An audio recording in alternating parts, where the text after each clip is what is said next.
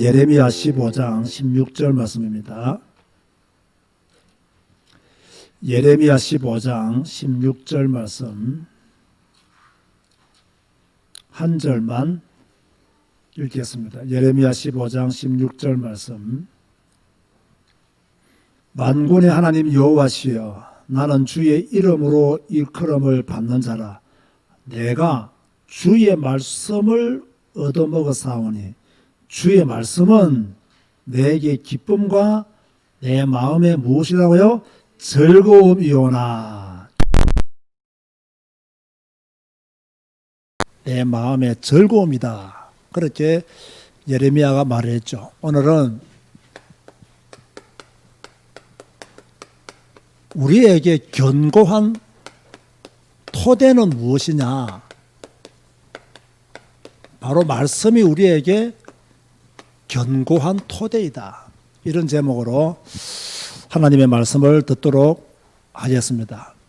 많은 사람들이 불안해하는 이유가 무엇일까요? 무엇 때문에 불안해할까요? 오늘 뉴스를 보니까 북한이 난리더라고요. 김정은이도 아니고 김여정이 나타나서 우리 한국을 협박하고 있죠. 남북 공동 연락사무소도 폭파했다더라고요. 그래서 지금요, 불안에 떨고 있는 분들이 많이 있습니다. 아직 코로나가 끝나지 않았습니다. 우리나라도 재확산되고 있다고 하고 다른 나라들도 재확산되고 있다고 합니다. 전 세계가 지금 긴장 가운데 빠져 있다. 이렇게 보면 되겠죠. 이것들 외에도 각 사람들은 각자가 가지고 있는 불안의 요소들이 다 있습니다. 이게 없으면 좋겠지만 우리 모두는 조금씩 불안해하는 그런 요소들을 다 가지고 있죠. 그러면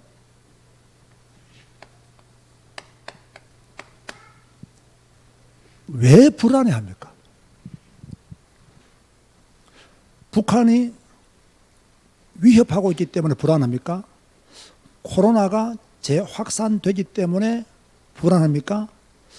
아니면 여러분 각자가 가지고 있는 무엇인가가 있기 때문에 불안해하십니까? 무엇 때문에 불안해하십니까? 제가 볼 때는요, 그분의 말씀에 하나님의 사람들이 불안해하는 이유는 그분의 말씀에 집중하지 못하기 때문입니다. 북한이 난리를 피워도 그분의 말씀에 집중해야 되고, 코로나가 다시 확산되어도 우리는 그분의 말씀에 집중해야 될 줄로 믿습니다. 그런데 그분의 말씀에 집중하지 아니하고 문제와 사건에만 집중하기 때문에 불안이 떠나지 않는 거예요. 오늘 여러분들은 반드시 알아야 됩니다. 하나님의 말씀은 견고하고 하나님의 말씀은 달콤하다. 아멘 하시기 바랍니다. 하나님의 말씀은 견고하고 하나님의 말씀은 달콤하다. 왜 하나님의 말씀이 견고하냐? 하나님의 말씀은 영원히 변하지 않는다 이 말이에요. 그러니까 하나님의 말씀은 견고한 거죠. 이사야 40장 8절에 무엇이라고 말씀하고 있습니까? 풀은 마르고 꽃은 시드나 우리 하나님의 말씀은 영원히 쓰리라 하라. 하나님의 말씀은 견고합니다. 그런가 하면 예수님께서 요한복음 10장 35절에 무엇이라고 말씀하셨으나 성경은 패하지 못한다. 그 누구도 성경을 패할 수 없다. 이뿐이 아니죠. 시편 19편 9절에는 하나님의 말씀 여호와의 법은 진실하고 다 어렵다. 하나님의 말씀은 영원한 거예요. 아무도 하나님의 말씀을 패할 수 없어요. 하나님의 말씀만이 진실하고 하나님의 말씀만이 뭡니까? 어려워요. 그러니까 아무도 패할 수 없는 말씀이기 때문에 하나님의 말씀은 견고하다. 그렇다면 성도는 영원히 변하지 않는 말씀에 뭡니까? 집을 지어야 한다. 말씀 위에 집을 짓는 자가 반석 위에 집을 짓는 자다. 따라서 하시기 바랍니다. 하나님의 말씀은 견고하다. 믿으시면 아멘 하시기 바랍니다. 하나님 말씀은 견고한 거예요. 그런가 하면 하나님의 말씀은 달콤하다. 참, 이게 이해됩니까? 성경 읽는 여러분들은요, 이게 이해되어져야 돼요. 시편 19편 10절에 무엇이라고 말씀하고 있느냐? 꿀과 송이 꿀보다 더 달다. 그렇게 말씀하고 있어요.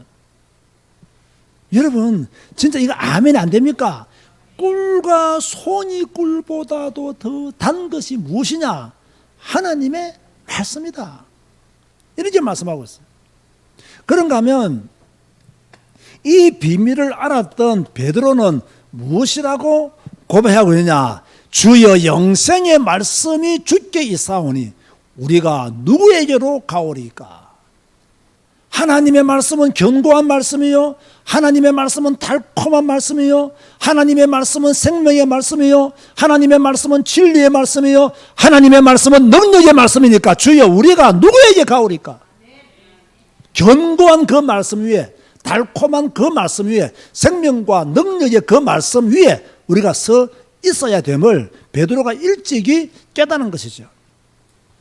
그렇다면 저와 여러분들이 고백해야 될 것이 있어요.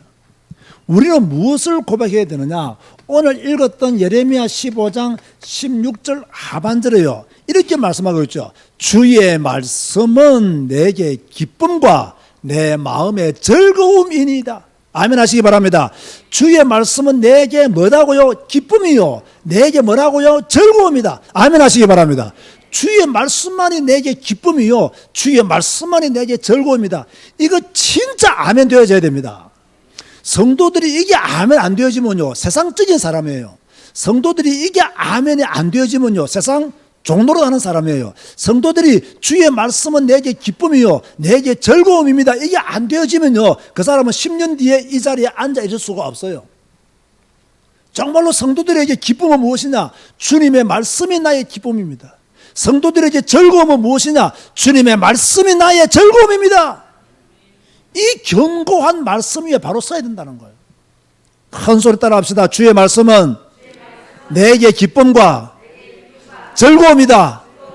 이게요, 확신되어져야 돼요. 이런 고백을 날마다 해야 돼요. 문제가 올 때마다, 불안한 요소들이 생길 때마다 주의 말씀은 내게 기쁨이요, 주의 말씀은 내게 즐거움입니다. 이걸요, 고백하셔야 돼요. 그런데 왜 이걸 고백하지 못하느냐? 성경에 대한 믿음이 잘못되었기 때문이에요. 우리는 성경에 대한 믿음부터 바르게 세워야 돼요. 잘 들으세요, 여러분. 우리가 왜 성경을 읽어야 되느냐? 왜 우리가 성경을 배워야 되느냐? 하나님은 성경을 통해서 하나님의 영광을 비추신다. 믿습니까, 여러분? 왜 우리가 성경을 읽어야 되느냐? 왜 우리가 성경을 배워야 됩니까? 왜 우리는 매일 아침에 하나님의 음성을 들어야 됩니까? 그 이유는 간단합니다. 하나님은 이 성경을 통해서 하나님의 영광을 주의 백성들에게 비추어 주시는 거예요. 하나님의 영광을 여러분들에게 비추어 주시는 거예요. 그래서 우리는 날마다 성경을 읽어야 돼요. 태양이 우리에게 햇빛을 비추어 주듯이 하나님의 말씀이 우리에게 생명의 빛을 비추어 주시기 때문에 우리는요, 성경을 날마다 읽어야 돼요. 이런 믿음이 있어야 된다는 거예요. 이미 여러분에게는 하나님의 형상이 있습니까, 없습니까? 있어요. 하나님의 형상이 여러분 안에 있어요. 그렇다면 하나님의 형상이 우리에게 있다면 우리는 어디 위에 우리의 인생을 건설해야 되느냐? 바로 하나님의 말씀 위에 우리의 인생을 건설해야 된다. 확고한 믿음을 가지는 여러분 되시기를 주의 이름으로 축원드립니다. 자, 여러분의 인생을 어디 위에 건설하시라고요? 하나님의 말씀 위에 내 인생을 건설해 나가야 된다는 거예요. 이게 지금 한국교회 교인들이 약한 거예요. 이게 안 되어지고 있는 거예요. 그래서 흔들리고요. 그래서 시험에 들고요. 그래서 무너지고요. 그래서 신천지에 빠지고요. 그래서 이단에 빠지고요. 그래서 이단이 아닌데도 이단이라 하고요. 왜 그러느냐? 말씀 위에, 성경 위에 자기 인생을 건설해야 되는데 사람들의 메시지 위에, 사람들의 평가 위에 인생을 건설하다 보니까 나중에 다 무너지고 실패하는 거예요. 따라서 합시다. 하나님의 말씀 위에 인생을 건설하자.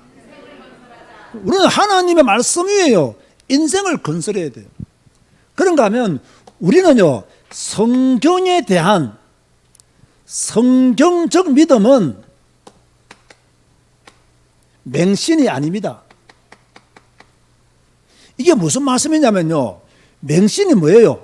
근거도 없이 믿는 거예요. 근거도 없어요, 이거는요. 그런데 성경은 하나님의 말씀이에요. 무슨 말입니까? 하나님의 말씀이라는 말은 근거가 충분하다는 거예요. 근거가 많다는 거예요. 제가 방송하면서 이런 말 했잖아요. 성경은 남은 자들을 위해서 주신 하나님의 선물이다. 성경은 하나님이 우리에게 보내준 편지다. 그렇다면 성도들은 성경에 집중해야 되고, 왜 우리가 성경에 더욱더 집중해야 되느냐? 다시 말합니다. 그리스도의 영광의 복음의 광채가, 하나님의 영광이 우리에게 비추어지는 방법이 성경이기 때문에 우리는 성경에 더 집중해야 돼요. 저는 정말로요, 이 말씀이 100% 믿어서요. 성경은 하나님의 영광이, 그리스도의 복음의 광채가 우리에게 비추어지는 것이다. 성경을 읽음으로 하나님의 영광의 그 빛을 받아볼 수 있고, 성경을 읽음으로 복음의 위대함을 더 알 수 있고, 복음의 가치와 절대성을 더 많이 깨달을 수 있다. 그래서 우리는 성경적 믿음을 가져야 되는 거예요. 그런데 성경을 잘 보면요, 모든 사람은 하나님을 아는 지혜가 있을까요, 없을까요? 기본적으로는 있어요. 그 근거가 무엇입니까? 로마서 1장 19절과 21절 말씀이에요. 그런가 하면 시편 19편 1절도 마찬가지예요. 자, 뭐라고 말씀하고 있느냐? 이는 하나님을 알만한 것이 그들 속에 보임이라. 하나님께서 이를 그들에게 보이시느니라. 이 말씀이 무슨 말씀이냐면요, 사람이라면, 양심적으로 사람이라면 지각을 통해서 하나님이 살아계시는구나, 이걸 안다는 거예요. 하늘을 봐라. 하늘을 보고도 하나님이 믿어지지 않느냐? 네가 사람이라면 하나님의 영광을 안다는 거예요. 그래서 많은 학자들이 말하기를, 복음이 전해지지 않았던 시기에 그 사람들은 어떻게 구원받았습니까? 라고 했을 때 이 말씀을 딱 근거로 됩니다. 하나님이 그 사람에게 하나님을 알만한 것을 주셨다는 거예요. 그런데 로마서 1장 읽어보면요, 그런데 하나님을 알만한 지혜를 주셨는데도 하나님을 영화롭게 하지도 아니하고 감사하지도 아니했다는 거예요. 우리에게 하나님을 알만한 지혜를 주었다는 거예요. 그런데 하나님께 영광도 돌리지 아니하고 하나님께 감사하지도 않았다. 그렇게 말씀하고 있는 거예요. 자, 우리 사랑하는 성도 여러분, 오늘 우리는 다시 한 번 더 왜 성경을 읽어야 되는지, 왜 우리가 성경을 배워야 되는지, 딱 한마디로 말하면 하나님의 영광의 복음이 우리에게 비추어지기 때문에, 그죠? 반드시 성경을 읽어야 되고 성경에 대한 바른 믿음을 가져야 돼요. 세 번째로요, 반드시 명심하세요.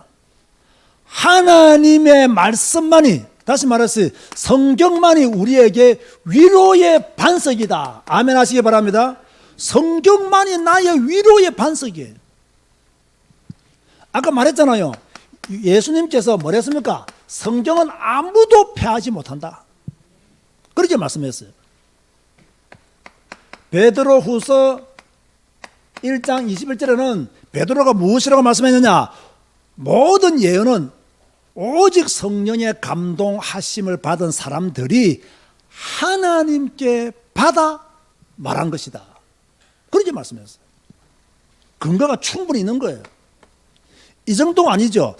바울은 뭐라고 말했느냐? 모든 성경은 하나님의 감동으로 기록된 것이다. 자, 그렇다면 우리가 성경 읽을 때 이게 옳다, 틀렸다, 이해된다, 안 된다, 좋은 말씀이다, 이건 시대에 맞지 않는 말씀이다, 이렇게 판단하고 그럴 것이 아니라 성경은 아무도 폐하지 못하고 하나님의 감동을 받은 사람들이 하나님께 받아서 기록한 것이고 모든 성경은 하나님의 감동으로 된 것이기 때문에 옳고 그름을 판단하고 연구해서 이 말씀이 진짜니 가짜니 허술하지 말고 우리가 해야 될 일은 이 성경을 읽고 배우고 실천하는 일에 더욱더 집중해야 된다. 그렇죠? IQ 150도 안 되는 사람들이 200도 안 되는 사람들이 전지전능하신 하나님의 말씀을 어떻게 다 알 수 있겠어요? 이것이 진짜 하나님의 말씀이다 아니다 이렇게 판단할 수 있는 근거도 우리는 어떻게 보면 마련할 수가 없어요.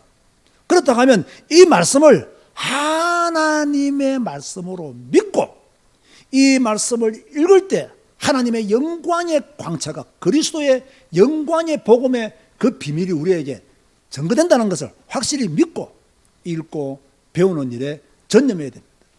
이게 되어져야 돼요.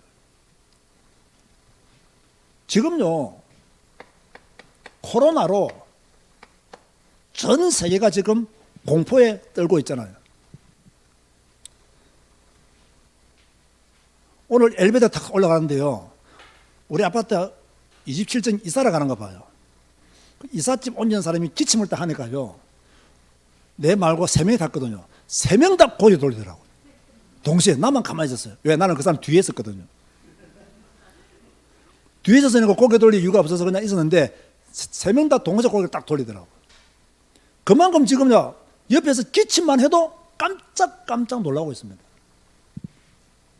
이럴 때 우리는 어디에 굳게 서야 하고 어디서 위로를 받아야 되느냐? 말씀 위에 굳게 서야 되고 말씀을 통해서 우리는 힘을 얻고 위로를 봐야 된다. 그래서 시편 94편 19절에 이렇게 말씀하고 있습니다. 내 속에 근심이 많을 때에 주의 위안이 내 영혼을 즐겁게 하시나이다. 내 속에 근심이 많을 때에 주의 위안, 하나님의 말씀이 내 영혼을 즐겁게 한다. 아멘 하시기 바랍니다. 자, 여러분 불안하죠? 근심 많죠? 미래가 걱정되어지죠? 이때 불안에 떨지 마시고 근심하지 마시고 또 걱정하지 말고 두려워하지 말고 하나님 말씀 붙잡고 이 말씀이 내게 위로가 되고 이 말씀이 내게 견고한 토대가 되어서 불안도 몰아내고 염려도 몰아내고 근심도 몰아내고 두려움도 몰아내고 할렐루야, 이런 축복의 사람으로 서야 된다는 이야기죠. 이게 오늘 메시지의 핵심이에요. 성경을 하나님의 말씀으로 믿는 모든 자들은 근심이 있을 때에, 근심이 들어올 때에 주의 말씀 위에 굳게 서서 그 말씀을 붙잡음으로, 믿음으로, 그 말씀과 함께 기도함으로 위안이 되어서 내 영혼이 소생하는 축복, 살아나는 축복, 이걸요, 이 어마어마한 공포의 현장 속에서 그리스도인들은 비밀을 누려 나가야 된다. 자, 그러기 위해서 뭐 해야 되겠습니까? 무엇을 알아야 되느냐? 성도들은 말씀의 맛을 보아야 돼요. 무슨 맛을 보아야 된다고요? 말씀의 맛을 보아야 돼요. 자, 여러분들은 밥맛 알아요, 몰라요? 여러분은 김치 맛 알아요, 몰라요? 알잖아요. 밥맛도 알고 김치 맛도 아는데 성도가 말씀의 맛을 모르면 되겠냐는 거예요. 밥맛은 잘 알아. 김치 맛은 잘 알아. 믿음의 사람이 말씀의 맛, 성경 말씀의 맛을 모른다면 과연 건강한 성도이겠냐는 거예요.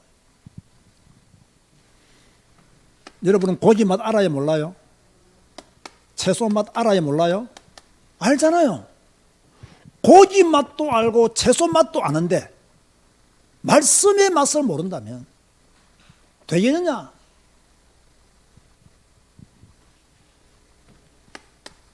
과일 맛도 알고 물 맛도 아는데 말씀의 맛을 모른다면 과연 그 성도가 바로 선 성도냐? 주의 말씀이 내게 기쁨이요 즐거움이 된 성도가 될 수 있느냐? 불가능한 거예요. 여러분은 인생 선맛도 알고 인생 단맛도 아는데 다 아는데 하나님의 말씀의 맛을 모른다면 과연 그 사람이 온전한 믿음의 사람이라 할 수 있겠냐는 거예요. 정말 성도는 말씀의 맛을 알아야 돼요. 말씀의 맛. 하나님을 믿는 맛. 이 맛을 알아야 돼요. 이 맛을 알면 뭡니까? 시험도 이기고 문제도 이기고 불안도 이길 수 있는 거예요. 이 말씀의 맛을 모르니까 말씀의 힘이 없으니까 불안도 못 이기고 염려도 못 이기고 근심도 못 이기고 맨날 걱정하다가 그렇게 살아가는 거예요. 오늘 이 시간 이후로 다시 여러분들 반드시 고백해야 됩니다. 우리는 어떤 고백을 해야 되느냐? 시편 119편 잘 아는 말씀이죠. 103절 말씀. 아까 말했습니다. 주의 말씀의 맛이 내게 어찌 그리 단지요. 내 입에 꿀보다 더 단이다. 아멘 하시기 바랍니다. 주의 말씀의 맛. 이게 내게 어찌 그리 단지요. 내 입에 꿀보다 더 답니다.